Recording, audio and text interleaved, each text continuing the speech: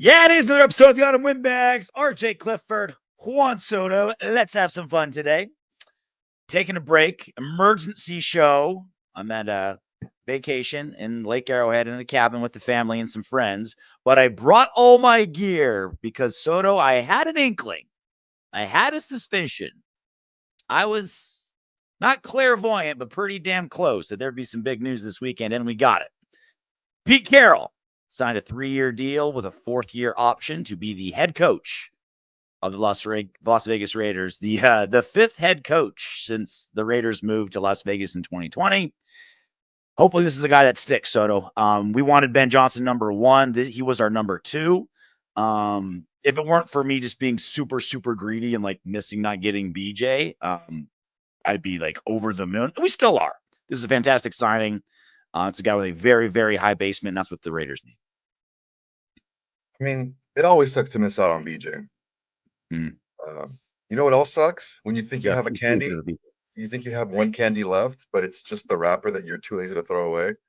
Oh, these are Ah, my favorite candies. If anyone knows what these candies are, they're the little Mexican hard candies, and they taste just like the fruit. They're so freaking good. But as took the far money as around. missing out on Ben Johnson and getting Pete Carroll, I didn't mind. I had my top three, and either one of those three were going to be fine with me. Yep. Uh, I just I'm very interested to see what happens next. But as far as the most experienced, the most accomplished, probably the most energetic, the most fitting for what we needed on the Raiders, Pete Carroll checks all the boxes.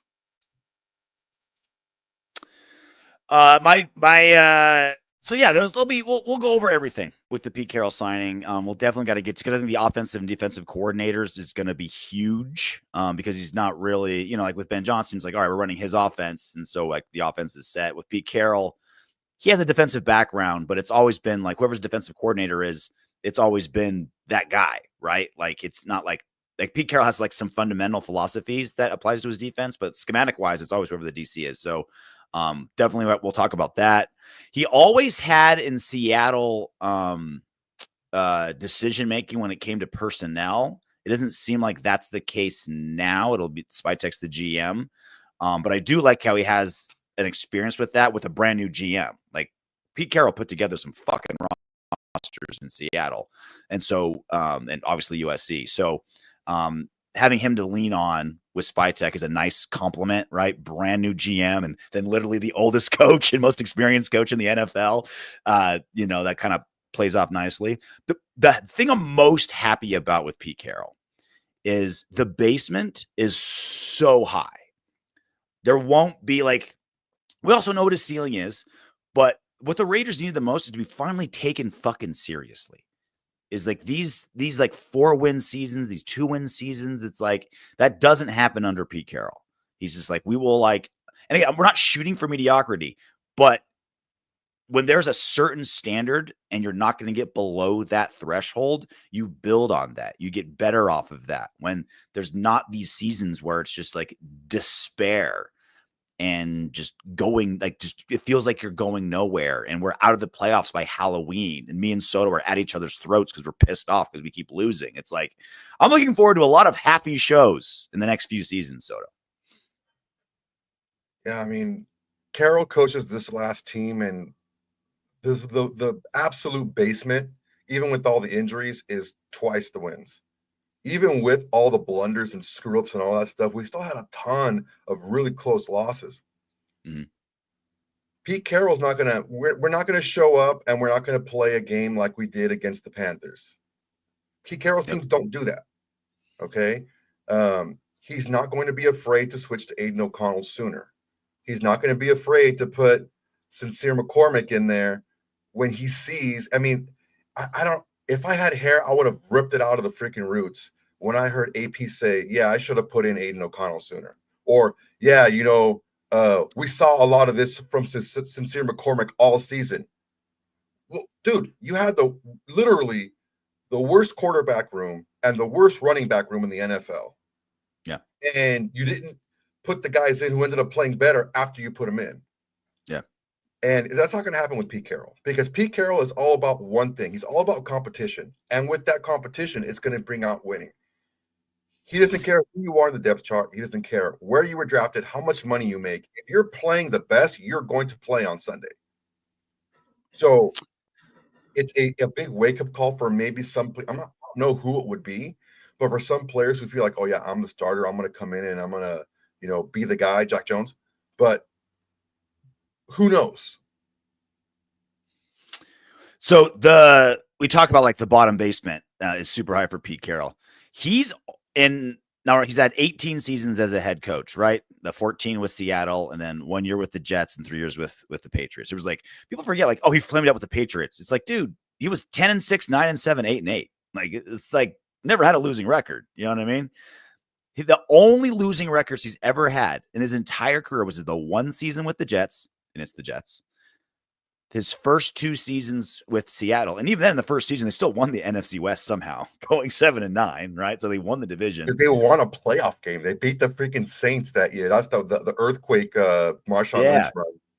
And then in 2021, they were 7-10. That's it, man. That's it. And again, we're not shooting for mediocrity. Like I hate the like, well, Mike Tomlin's never had a losing record. It's like, dude, you're the Steelers. You should be contending for the Super Bowl every season. So that's not what I'm saying. But I'm saying what the Raiders need right now, and this is something I'll get to. I'm very curious what you think of Soto. The Raiders need stability and to be taken seriously again. And at the minimum, we can win Super Bowls with Pete Carroll. But at the minimum, that's what we're guaranteed to get. Guaranteed to get. We'll be roughly 500, taken seriously and competing. That is what I'm talking about, with like an extremely high basement that the Raiders haven't had since maybe like Del Rio. Like, it's been a long time since anyone had a really high basement like Pete Carroll. That's the thinking behind this hire, is right the ship. And I think that was what like Mark Davis and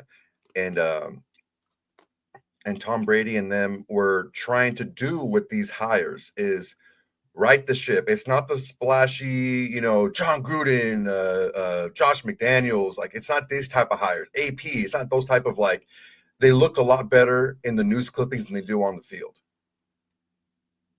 This is about football. It's about smart people. It's about experience. And it's about knowing that this person can get the job done because they've done it. Even though Spytek is a first time as a full GM, he's excelled at every position that you would want a GM to excel in. Mm-hmm. Scouting college players, scouting pro players, and doing contract negotiations, either trades or signing your own players or signing free agents. This dude has done it all, and he's done it all at a high level. And Pete Carroll's done it all and done it all at a high level. Pete Carroll comes in, and this is something that people aren't talking about. And I'm going to give you guys the scoop. Scoop away. Pete Carroll is a little petty. He's a little petty. He got railroaded out of New England, right? He was pretty bummed about that. Goes to SC. What happens at SC? He says, screw it, man. I'm going to do things my way. I'm tired of letting people tell me what to do. I'm going to take over this program. And he built, at the time, during the period. I'm going to start paying players. I don't care what NCAA rules are. We're winning. I mean, just because our alumni cares more about our football team than the UCLA does and pays our players more. I did have to wear my Bruins shirt for this show. No wonder it smelled like shit in here. So he went on there, and during his time there, he had the best program in college football. Mm-hmm. Okay. He gets railroaded out of USC, NCAA thing. I mean, Reggie Bush, his family, takes money from a freaking agent, and somehow they try to throw it out on Pete Carroll. He's like, you know what? Screw this. I'm out of here. Well, look, and when he was in college and when he wasn't a Raider, I hated it, but now he's a Raider and I love it, right? It was like Antonio Pierce when he was breaking COVID rules for recruiting at Arizona State. It's like, awesome. I want my coach to break stupid rules to give us an advantage. Like, I want that. Pete Carroll was like, all right, this is the shit's going to hit the fan. I'm out of here. Yeah, it's like, now that Pete Carroll's a Raider, I like how he cuts corners. I like breaking stupid rules. You know what I'm saying? That everyone's already doing, right? The entire SEC was paying everybody. Now that Pete Carroll is not a Trojan and a Raider, now I'm all about it. You name me one winning franchise that doesn't have some sort of cheating scandal. Like, it doesn't happen. Like, you cut those fucking corners, dude. People forget about those 49ers Carmen policy teams, man. Paying guys under the table and giving them freaking pieces of different businesses and stuff. Yeah, it happens. I mean, look, you telling me that Tom Brady's not above, skating a couple of rules here and there? But look, I mean, I read the document. Like, Pete Carroll, everyone was like, yeah, Pete had no idea what was going on as far as like giving, Reggie Bush's parents money. But he's like, wait, they're going to take all these freaking scholarships away. They're going to screw me over. Like, nah, I'm going to the NFL. What does he do in the NFL? Goes takes a Seahawks team who was floundering. They had been to a Super Bowl maybe 5 years before, but the team is just in shambles after that, after Holmgren left. Takes it over, makes it one of the more consistent teams in the NFL. Now, Pete Carroll at the end of last season, was blindsided. He said to himself, he was blindsided by the fact that he was fired. Mm-hmm. He fought hard for his job. He was in that meeting for like hours, telling him, here's how I can turn this team around, and they still fired him. So he has a chip on his shoulder. He goes to a franchise that, if you can turn around the Raiders, you're going to be a legend. You're going to be a legend. Now you're going to do it multiple times in the NFL. You're going to do it in college. What a way to end your legacy as not just a coach, but just an overall football mind to be able to do something like this. And if you remember, between the Pats and the Trojans, he took a year off. Right? He's just like, he kind of retooled his philosophy. He's talked about it. He's like, yeah, I kind of like retooled my philosophy a little bit, kind of like got grounded. Same thing here. Got fired from the Seahawks, took a year off, got back in the lab, did some yoga, surfed, drank some kale smoothies, whatever the hell that guy does to stay young. Have you had a kale smoothie? They're fucking terrible. Kale smoothies are great because you can't taste kale. You can put so much kale in a smoothie and not taste anything. But my point is, he's now refreshed a little bit, took a year off, ready to roll up his sleeves and get to work. Because make no mistake about it, he's got some fucking work to do to get this franchise where it needs to go. And that's what my philosophy is. So because he's gonna be 74 in September. I mean, clearly it's not looking at a 10, 15-year run here. Maybe if anyone can, it's him. But he'll be the oldest coach in football ever in the history of the NFL. I think this was on purpose. I think Tom Brady is saying to himself, let's get someone I think your phrasing is perfect. Right the ship, build a foundation. It's a 3-year deal. He'll probably be done in 3 or 4 years, right? He'll be in his late 70s. And he's like, okay, right the ship. And then we'll bring someone else in who's younger and can be our Belichick or our Tomlin or whoever's going to be here for 10, 15 years. Right the ship, make it a place that's going to be attractive to the next Ben Johnson or whoever the hell's coming up. Make this an attractive destination if it could just win. No sales tax, brand new stadium, highest ticket price, best facilities in the NFL. Facilities, Vegas, like it's a destination if you can just get some W's. I think that's the plan, Soto. Is Pete Carroll is, hey, clean this mess up. If you win the Super Bowls, amazing, right? But we know what the basement's going to be. We're not going to be a below 500 team. Right the ship, and then we'll go from there. One thing that we haven't talked about, too, is the whole once a Raider, always a Raider. Like, if I was a player or a coach in the NFL, when I was getting towards, like, retirement age, I want to end my career with the Raiders. Because you're going to always have a job. You're going to always have something to do. And if Pete Carroll could turn this around, he could stay on in an advisory role who knows how long. With the energy he has, he can maybe do some radio stuff, stuff like that. I think he's also thinking not just a succession plan for him, but also a plan for him moving forward after coaching. Mm-hmm. I think, and this is a perfect transition. I think when you're at that age, you start thinking legacy. He's got his 2 sons, obviously working in the NFL. Brandon and Nate. Yep.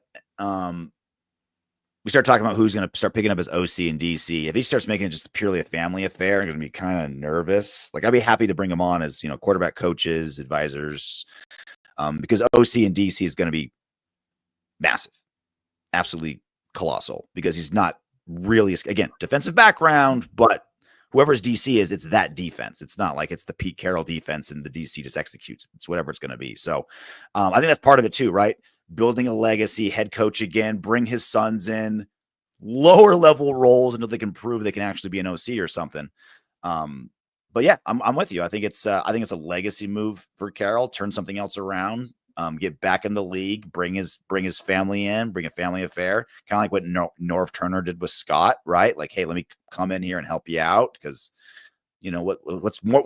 I can't imagine being more proud as a father, like helping your son be an NFL coach, right? So I think that's all part of the story for why Pete Carroll's back in coaching. Yeah, and it's not like his kids are just a bunch of slaps, like they're just sitting around doing nothing. I mean, Brennan Carroll is Washington's offensive coordinator. Mm-hmm. So he's not just like, oh yeah, he's like, one of the Belichick kids. You know what I'm saying? Just like, just bring him around and just give him a job somewhere. Deuce Gruden? Yeah, Deuce Gruden. Heck, you know what? Deuce Gruden stuck around after Gruden left, so he must be doing a good job. Nate is the Carolina's passing game coordinator this last season. Mm-hmm. Like, it's these guys aren't like they're not deadbeats. But are they like maybe a 33% nepotism hire? But they do have the chops. They have the skills. They've shown that other teams and organizations do want to hire them. So they can be passing game coordinator, quarterback coach with us, and do a whole Game of Thrones thing, and they have them cut each other's throats to the top. And that's the Pete Carroll way, right? What was the I saw this video when he was talking about when he was at SC, and he'd like take the entire returning class and he'd show highlight reel tapes of the 5-star recruits, like the blue chip prospects that were coming in to USC. And they're like, these guys are trying to take your job. See this guy's 17 years old, runs a 4.4. He wants to be starting wide receiver. See this guy from Long Beach Poly, he's 330 pounds. He wants to be the starting nose tackle over you. What are you going to do about it? It's fucking sweet.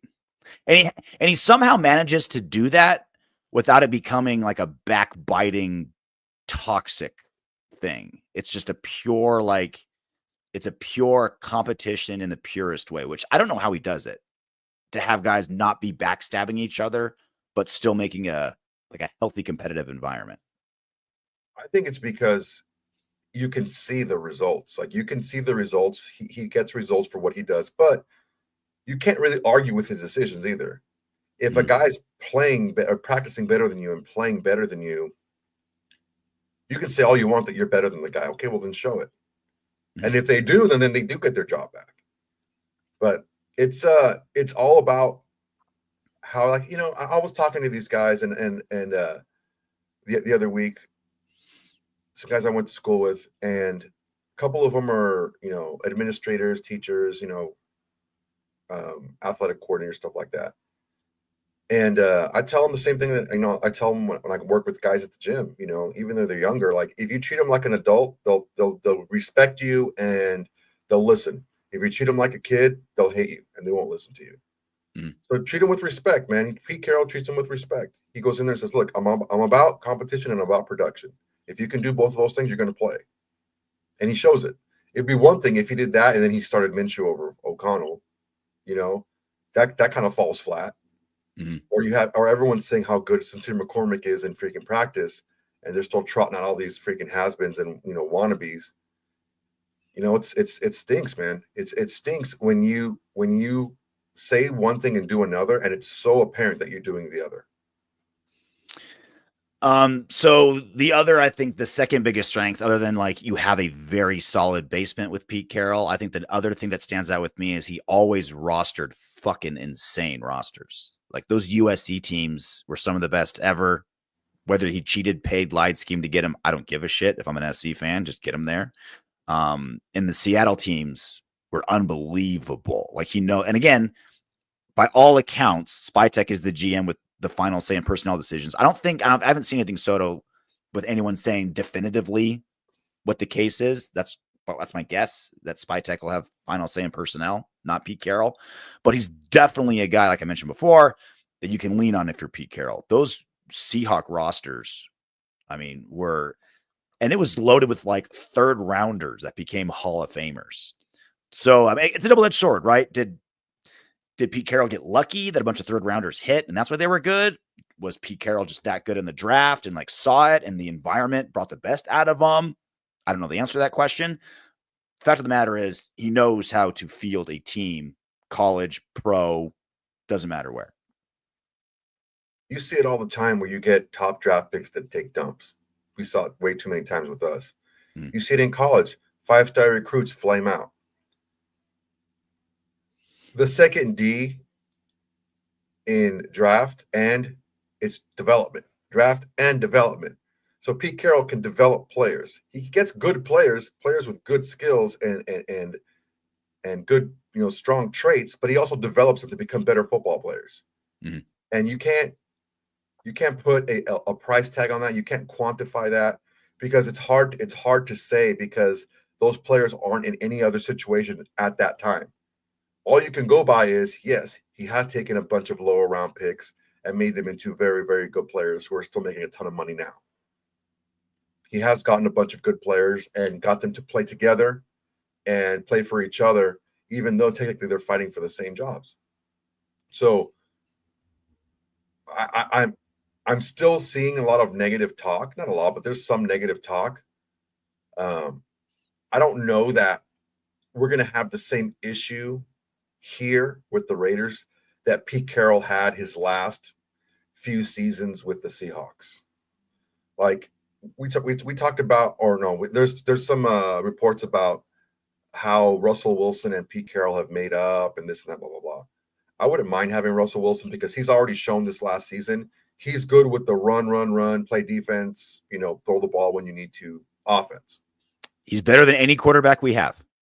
And I'll go for that if that's the case. If it's the let Russ cook Russ, I don't want any part of it because that's what got Pete fired. And again, that goes to, offensive coordinator, defensive coordinator is going to be huge with how things go. Again, Russell Wilson, I was ready to take him last season because it was just like a flyer on a $1 million contract. Doesn't work out. Get rid of him. If he does, great. Better than any quarterback we have on the roster. That's the other part too, is like, why didn't we do this last year? Like people just loved AP. Like Pete Carroll was ready. He was looking for a job. Would have been nice to have him, but all right, we'll push it back 1 week, season. We'll have higher draft pick. My main reason for not wanting Russell Wilson last season is he was cut and paid $85 million from the Broncos because he refused to do the things the way Sean Payton wanted him to do. He wanted to do his own shit. He wanted to do the let Russ cook shit, run around, extend plays, and just run around for no reason. He showed with Pittsburgh that he's willing to play within the confines of a run-heavy offense, which is when he did his best with Seattle. Now that he's shown that he's willing to do that, it's a whole different story now. Yeah, I'd be down with Russ, obviously, as kind of like a stopgap guy as we, draft a second or third rounder quarterback. Because look, I saw the Athletic mock draft had Shedeur falling to the Raiders at 6, which pretty wild. Like unless they've got just a diehard, like a really, really good source. This is like, these top 3-5 teams, they just do not believe Shedeur is the guy and they're going to pass on him or whatever. Right. Other than that, like quarterback is going to be the number one issue, right? After offensive coordinator, defensive coordinator are done. The Russ pickup, I think, would be great. You put Russ and Pete back together while we figure out a long-term solution at quarterback. I think you have those two guys get the last juice out of both Pete and Russ, and you build everything else around them, and we figure it out. Well, I mean, the thing is with these mock drafts, if it's a good mock draft, they're also taking into account the fact that, the draft is after the first round of free agency. Mm-hmm. You have Sam Darnold out there. You got Russ. You got Justin Fields. I mean, if you're a talent evaluator and you have a higher grade on those 3 quarterbacks and you can go get them than the guys in the draft, then you go get the best guy. Yeah. So it's possible that, I know there's also like a Jameis Winston out there. I mean, there's some guys out there that you might have a higher grade on. Based on OC, I'm down to reacclimate a washout, like based on whoever the OC is, right? Like that's down for that. That was again the other big appeal of Ben Johnson is now you have a whole rainbow cornucopia of quarterbacks. You're like, he can make that guy work, maybe. Thank you. I mean, Jared Goff was the number one overall pick. Like he had really, really, really strong skills already. I wouldn't necessarily just go ahead and anoint Ben Johnson as the quarterback whisperer just yet. Jared Goff was a number one overall pick. Dude, they got 2 first-round picks to get rid of him. Like that's crazy, dude. That's how that's how low the league thought of him. That's how low the league thought of Jared Goff. They're just like, here's 2 picks. We don't want him anymore. We want Stafford. Like, let's use hindsight beneficially. Like nobody thought Goff was anything. Tartan Raider, thank you so much for the super chat. First one of the day. We appreciate you. Assume we go 500 plus next year and draft position goes down. Are we going up to grab a quarterback or take a project? I mean, that's a lot of things we're really diving in the crystal ball, Tartan, to be able to be like, this is our record. Like, we don't know what the short-term thought process is for quarterback right now. We don't know what Tom Brady's long-term process is for quarterback right now. We don't know what a record's going to be next season. We don't know what quarterbacks are coming out of the draft next season. I mean, we don't know what we're doing for quarterback at the beginning of the preseason. So I can't tell you what our long-term prospects are next season. I mean, we have a few options. And these are like the 3, because look, this quarterback class has like 2 main guys at the top. And this is not any particular order how they're going to do in the NFL, but scouting wise as of right now, there's 2 main guys at the top, and there's a big pocket of guys just underneath them. Huge. There's, Milroe, Dart, Howard, Ewers. There's a bunch of guys. So you can get those guys in the second, third round. So what do you want to do? Do you want to trade up in the first? Do you want to just sit back, like the Athletic said, and hope that one of the guys falls to you, probably Shador? Do you want to trade back into the first and get like a Milroe? I think, honestly, Milroe is probably the only guy you would want to trade back in for because he's the only one on all of them that has an elite trait. No one else in this quarterback draft class has an elite trait anywhere. Just Milroe's ability to run the ball is elite. It's like he's going to be probably one of, if not the best running quarterback in the NFL's day one. He's that good running the ball.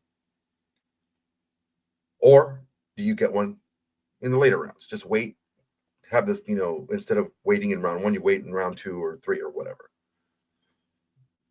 A lot's gonna depend on what happens in the first round of free agency. Because if let's say, for example, we get, it doesn't have to be Russ. It could be a veteran quarterback that that guy's going to come in and he's going to be the starter. Okay. They're not going to move up in round 1. They're probably not going to take a quarterback in round 1. They definitely won't trade back into round 1. They're going to have to stick it out and wait. So it all depends on what happens in the first round of free agency. That's why I kind of like, it's fun to talk about, but I don't put too much into the mock drafts before the first round of free agency is done because it doesn't mean much. It's kind of like, to me, I think we're all kind of waiting what's going to happen with Sam Darnold. And then the chips kind of fall from there because it's like Sam Darnold's, again, with how the season ended with him, you're just like, all right, has he always been a fraud? It's like, dude, he put together 16 really good games. Like, I think there's something there, right? There's some potential there. And then it's just like full reclamation, Justin Fields, Jameis Winston, Russell Wilson, whatever, right? And then there's all the, like you mentioned, outside of the top 2 quarterbacks, are you a Milroe guy? Are you a Jackson Dart guy? Someone in the second, third round that's not going to start right away and be a project. That's kind of what I think is going to happen. If we don't get Sam Darnold, I think it's probably going to be a Russell Wilson, Justin Fields, to see if we can, reclamation project for the short term. We pick up some quarterback somewhere that they're high on somewhere in the draft, and then Farva sticks around as the backup, the long-term backup. That's what I imagine is going to happen from now until August. Some version of that. Yeah. Yeah. And that kind of goes with the like, hey, let's just get respectable for 3 years and then go from there. It's just like, hey, let's get a quarterback that can get the job done, and then we'll build from. Maybe he could be amazing, great, but at least let's find a quarterback with a very, very high basement, like a Pete Carroll, and then let's go from there. The thing that we haven't had in a while is a quarterback that has an elite trait on the field. We've had guys that had really good, but the elite trait is what you need, because when you have to make Favre's something mustache. happen, was that Like Favre's mustache, the only elite trait we've that's had. pretty sweet. When you need to make a play, when you have a play made, a lot of times it's just the individual talent that makes it happen.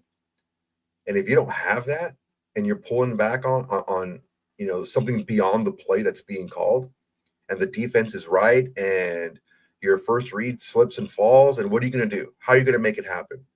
Those elite traits come out at that point. And it's going to take someone, like a spytek who's got a lot of experience finding these guys and digging deep and finding these elite traits that maybe a lot of other teams haven't noticed or haven't been able to bring out or highlight. So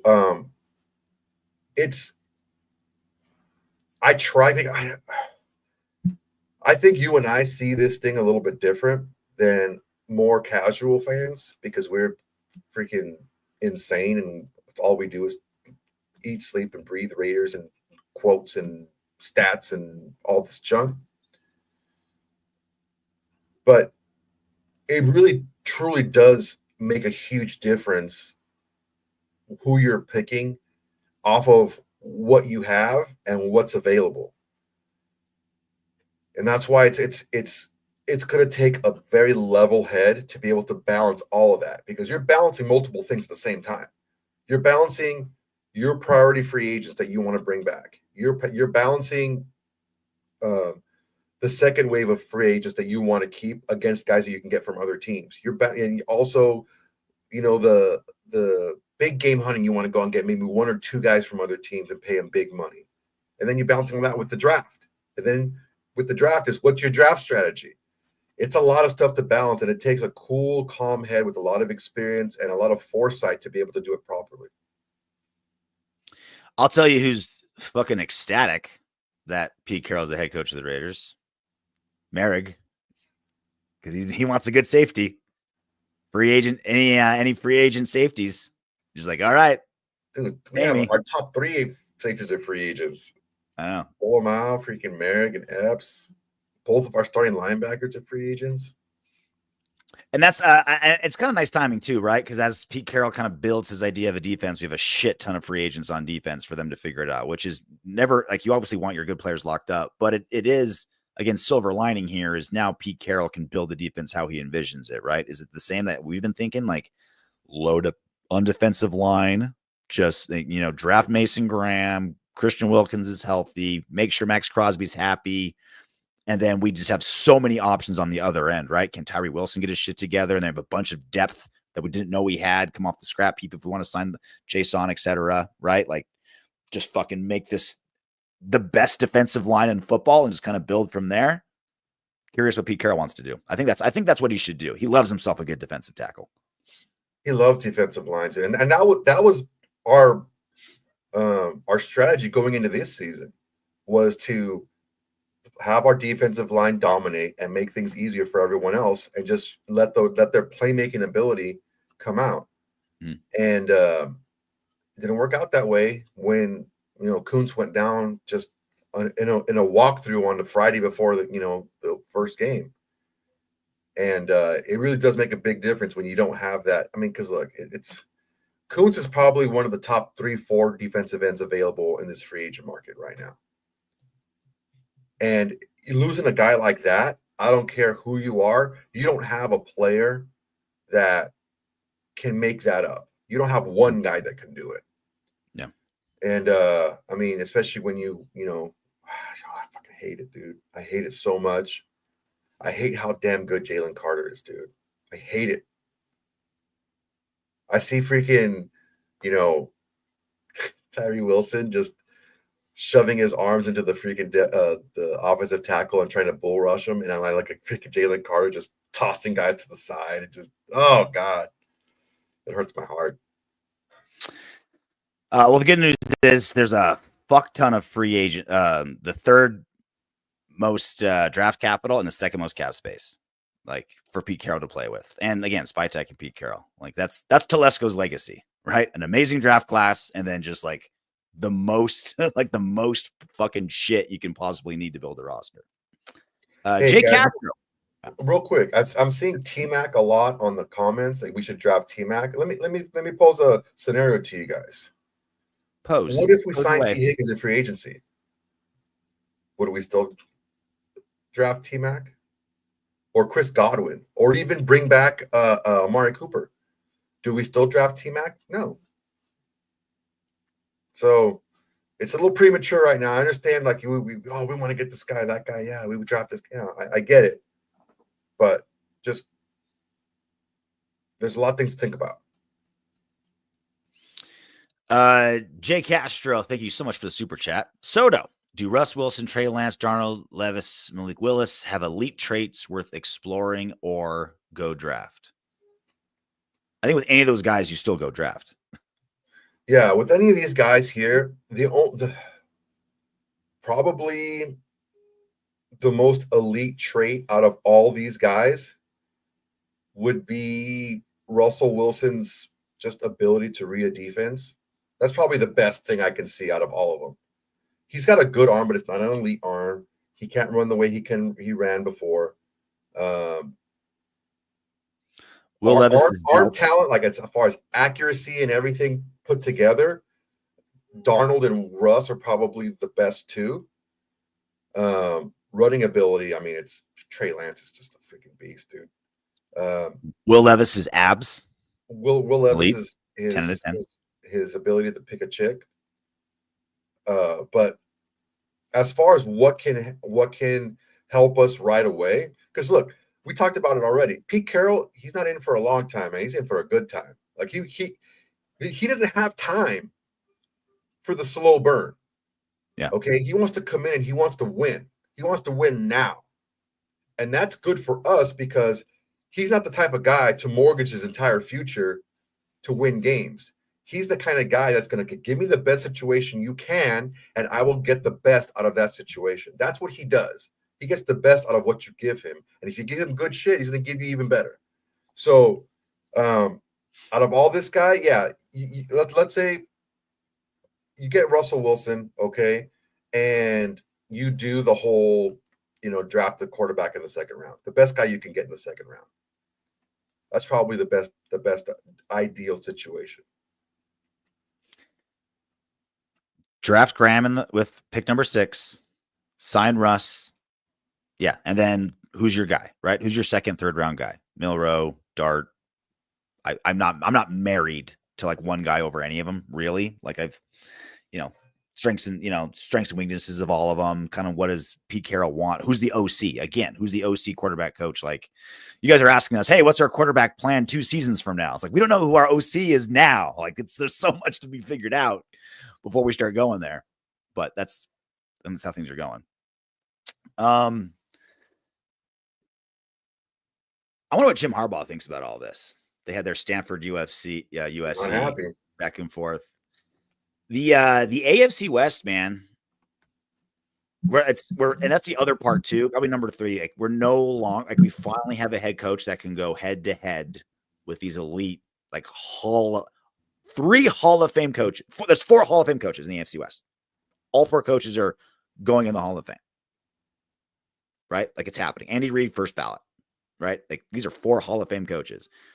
Exactly the problem last season where we were blatantly and flagrantly out-coached every game. No longer the case. Yeah, Andy Reid will get a couple on Pete. Pete will get a couple on Andy. It'll be back and forth, cat and mouse, but we're not out of our depth like we were last season. And that's going to be that by itself is a difference between 2-3 games. It's not 0. It's not a difference between 0 games. That's for sure. I want to address something really quick because I don't know that. Address something? Yeah. I don't know that. I think what's happening here is a fan is thinking about what the Raiders have done in the past, not what the people who are in position now have done already. As far as drafting, Raiders Fallon says fans have to realize this is a big lift, even for Pete Carroll. A lot of things have to go right and get fixed. What are the odds? Well, the odds are a whole lot higher than you might think when the person we have running, being the GM and the person as a head coach both have a lot of experience hitting more often than not and turning around these situations. I understand that it's a lot. We have a lot to fix, but windows open quickly in the NFL. Even though we had the worst of like three things. We had the worst quarterback room, the worst running back room, and probably the worst head coach as far as like on the field head coach. And we still lost a ton of close games. And those weren't even, I'd say, the three worst things. We had the worst turnover margin in football. And if it weren't for the Lions having like a historically injured team, we'd be the most injured team in football. So it's like, again, like you said, windows open class, like we're not making excuses for last season. It was a shit team, 4 wins. It felt like a miracle we got to 4. But everything that could go wrong did. We didn't have a fumble recovery till week 14. I don't know why I don't know why people don't talk about that. I feel like I'm the only person mentioning that. That's insane. That's bonkers. Soto and I can have a ball fall into our lap on that field at some point. And the Raiders couldn't get one until week 14? That's nuts.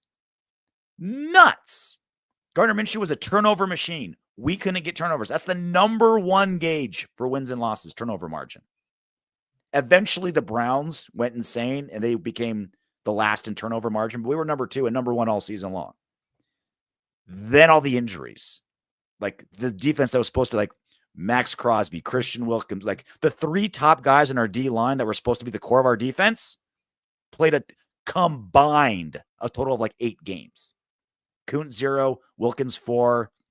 Max ended up playing 8 or 9. Right? And he was hurt for like the last 4 of those and just kind of limping through it because he's Max. That was supposed to be the core of our defense or D-line. And even then our D-line still played pretty well with some of the random depth we found. So again, quality teams overcome injuries.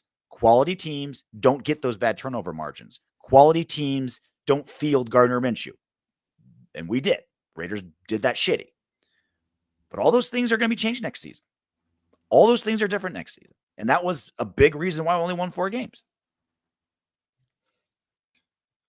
Yeah, so what do we know about Pete Carroll? Pete Carroll loves to run the ball. Pete Carroll loves to play strong defense. Everywhere he's gone, his best teams at SC, yeah, you can have the Reggie Bushes and the Leinerts and the Carson Palmer. Yeah, great. They were about defense. Okay? He's going to make the defense better. He's going to put not just the coordinators, but the coaching staff together. They're going to teach how he wants them to teach. As far as the X's and O's and what exactly it's going to be, what the coordinators call. Pete's developed a lot of good defensive coordinators, and they've gone on. Dan Quinn became a head coach. Gus Bradley became a head coach. He's made these guys, propped them up, and made them look really good. I don't see us not making a huge improvement defensively. And if your defense can keep you into games and your defense can take away the ball, you're going to have a chance to win a lot of games. And I don't think that he's going to make these mistakes and have these brain freezes that AP had. And just those 2 things together will make a lot more wins for us. It's a bad time to be chewing gum in Nevada. I'll tell you that much. I can't wait to see his energy level. Like whenever did they say when the press conference is for when he finally comes in, like the introductory press conference? I haven't heard it either. Can't wait to see it. I want to see energy level. I want to see passion. I want to see those big bright eyes wide with emotion. I hope he hasn't slowed down the last year because that's what happens with old people. If you're like old and if you're old and you take like a year of not doing anything, your body just goes, whoosh. If you don't use it, you lose it. Well, he wasn't not doing anything. He was still he was traveling, overseas to do coaching camps and all this stuff. He was still doing a lot. And he was a consultant for the Seahawks. Okay, so one of the, I'm not even concerns, it's a good thing, but I guess one reservation is he always had a stacked roster. And that's partly why, like, you can run Gus Bradley's scheme when you've got the Legion of Boom. You know what I mean? Like, you and I could have coached that defense and it would have been a really good defense. You know what I mean? It was just so fucking stacked, which again, Pete Carroll was a big reason why they came. Like, he had roster decisions. But I'm hoping that if it takes time to build a roster, like a Super Bowl championship roster like they had. I'm hoping that he can still make these guys play, like bring out the best in what he has, as opposed to we've got studs, let them be studs. Because that was always like the Gus Bradley defense. We have the best guys, just let them be free, just be amazing. Again, like we're nitpicking now because we're super stoked about the hire, but that is one of the reservations I will be following. Can he get below average players to play above average, as opposed to like good players playing amazing? That's what he does. There's no can. That's what he does. And I mean, there's the only way that you're saying, well, he has to prove it to me, is if you're just wanting things to not go well, just so you can say that you were right. Because this is what he does. Someone shows you who they are, that's who they're going to be. And that's what he does. You know, Sherman was like, what, a late round pick, 5th, 6th round pick. Tariq Woolen, like he knows how to find these guys and he knows how to coach them up. Just what he does, man. Will he turn Tyree Wilson around? He could. That's more what I'm saying. Is like, all right, first round skill set, hasn't been able to put it together. Is Pete Carroll the kind of guy that can do that? First round physical traits, I don't know about a first round skill set. Physical traits, back on much that. more accurate. Yeah, physical with traits. 1.5 feet. Skill set there. That was his deal. His skill set was with first round skill set, third round number of toes. Jesus Christ. 1.5 feet. You know who had a first round skill set and a first round traits? Jalen Carter. You rather have Carter or Graham? All things being equal. Graham from Michigan, the guy coming out this year. Yeah. Carter. He's better. It's more of a need thing though, right? Because he's got so many potential guys at the end. He's more explosive. He's bigger.